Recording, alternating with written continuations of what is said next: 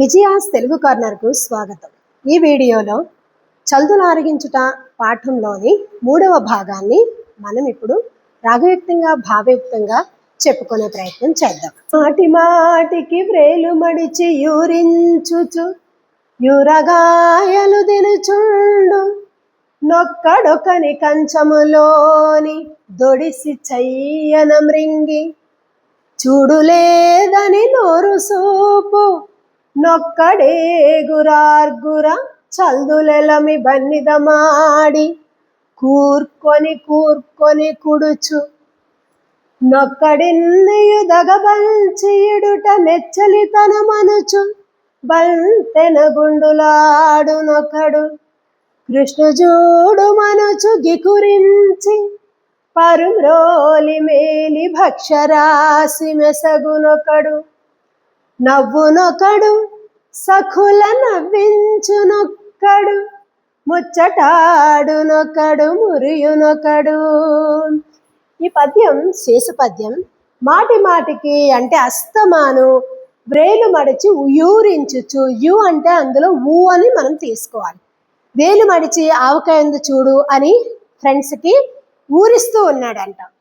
ఊరగాయలు తినుచుండు, ఊరగాయలు అంటే ఏంటి? పచ్చళ్ళు కదా, తినుచు ఉన్నాడు. ఒక్కడొకని కంచములోని తొడిసి చెయ్యన మృంగి, ఒక్కొక్కడు కంచంలోంచి తీసుకొని ఒకడు ఏం చేస్తున్నాడు, ఒకటి కంచంలోని తీసుకొని చెయ్యన మృంగి అంటే వెంటనే మింగేసి చూడు లేదని నోరు సూపు. ఎవరైనా అడిగారు అనుకో, నేను తీసుకోలేదు కావాలంటే నా నోరు చూడు అని చూపిస్తున్నాడంట. నొక్కడేగురార్గుర చల్దులెలమి బన్నిద మాడి, నొక్కడు ఏగురు ఆరుగురు.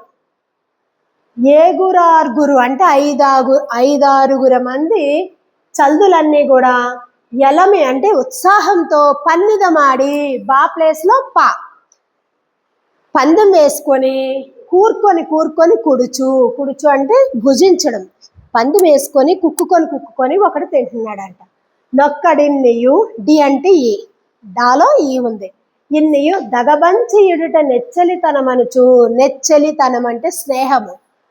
బంతెన గుండులాడునొకడు, బంతెన గుండులాట అనేది బంతిలా చేసుకొని ఒకడేం చేస్తున్నాడు, అక్కడున్న ఇన్నయు ఆ పదార్థాలన్నీ కూడా తీసుకొని బంతిలా చేసుకొని బంతెన గుండులాడును ఒకడేం చేస్తున్నాడు, బంతెన గుండులు ఆడుతూ ఉన్నాడు. అంటే ఆ బాల్ తీసుకొని ఇసురుతూ ఉంటారు, ఎవరికి తగిలితే వాళ్ళు అవుట్ అన్నమాట. అలా ఒక్కొక్క పని చేస్తూ ఉన్నారని ఇక్కడ వివరిస్తూ ఉన్నారు మన పోతన గారు. కృష్ణుజూడు మనుచు గికురించి, గికురించడం అంటే మోసం చేసి, హే అక్కడ కృష్ణుని చూడు అని అటు కృష్ణుని చూడమని.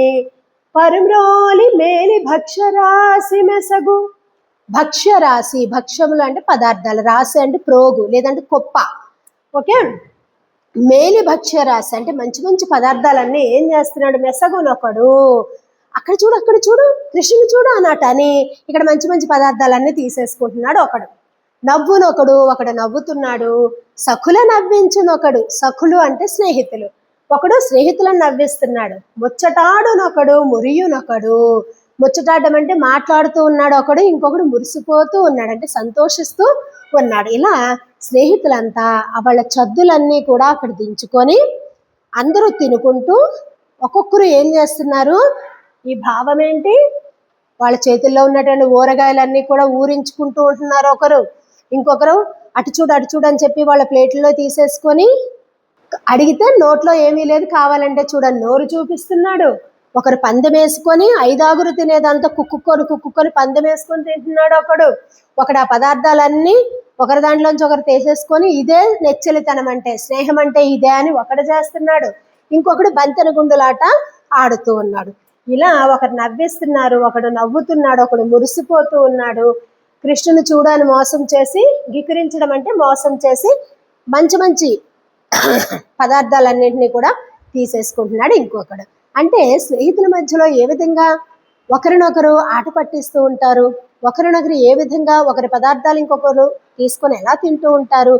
చిన్నపిల్లల్లో ఆ వయసు పిల్లల తత్వం, మనసు, వాళ్ళ భావనలు ఏ విధంగా ఉంటాయో ఇక్కడ ఎంతో చక్కగా పోతన గారు వివరించడం జరిగింది. ఆలోచించండి, చెప్పండి. మీరు భోజనం చేసే సమయంలో ఏ విషయాలను చర్చించుకుంటారు? అంటే ఏ విషయాల గురించి మీరు చెప్పుకుంటూ ఉంటారు అని అడుగుతున్నారు. ఆలోచించండి, ఏ విషయాల గురించి చెప్పుకుంటారు? ఆ రోజంతా క్లాసుల్లో జరిగినవి అన్నీ చెప్పుకుంటారు, ఎవరి పదార్థాలు ఎలా ఉన్నాయో చెప్పుకుంటారు, ఎవరు ఏం తీసుకోవాలో అడుగుతూ ఉంటారు, వాళ్ళ అమ్మ వాళ్ళు ఎలా చేశారో చెప్పుకుంటూ ఉంటారు, అలా సంతోషంగా మాట్లాడుకుంటూ ఉంటారు. Next one, 4th section. ఇది కూడా సి అని ఉంది, శేషపద్యం. శేషపద్యం ఉంది అంటే ఆటవలది కానీ తేటగీతి కానీ ఖచ్చితంగా కింద ఉంటుంది, అది రూల్.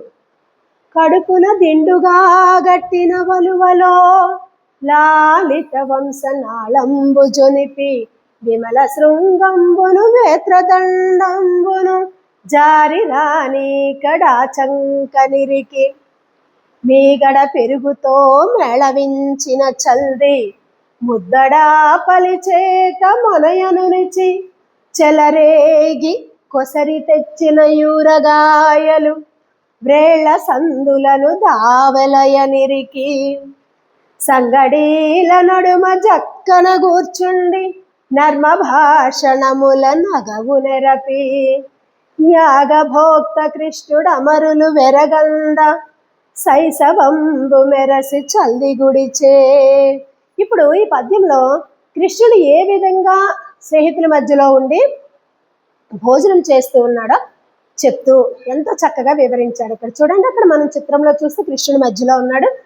కడుపున దిండుగా కట్టిన వలువ అంటే వస్త్రము, అంటే ఇలా కడుపు చుట్టూ ఒక వస్త్రం గట్టిగా కట్టి లాలిత వంశనాళంబు జొనిపి, జా అంటే చొనిపి, వంశనాళంబు అంటే అతని చేతిలో ఉన్నటువంటి పిల్లన గ్రోవి. ఆ పిల్లన గ్రోవిని ఏం చేశాడంట, ఇక్కడ చూడండి, కడుపున దిండుగా కట్టిన వస్త్రంలో చొనిపి అంటే ఇలా చెక్కుకున్నాడు. విమల శృంగంబును వేత్రదండంబును, విమల శృంగము అంటే నిర్మలమైన కొమ్ము, వేత్రదండము అంటే దండించేటటువంటి కర్ర, 2 వస్తువులు. జారి రానేక డాచంక నిరికి, డా చంక అంటే ఆ చంక నిరికి అంటే ఎడమ చంకలో జారిపోకుండా అవి 2 ఎడమ చంకలో పెట్టుకున్నాడు, ఇరికించాడు. మేగడ పెరుగుతో మేళవించిన చల్ది ముద్దడ ఆపలి చేత మొనయనునిచి, మేగడ పెరుగుతో కలిపినటువంటి ఆ చల్ది ముద్దను మంచిగా మేళవించిన ఆ చల్ది ముద్దలు ఏం చేశాడు, మంచిగా చేతిలో పట్టుకున్నాడు. చెలరేగి కొసరి తెచ్చిన యూరగాయలు వేళ్ల సందులను దావెలయ నిరికి.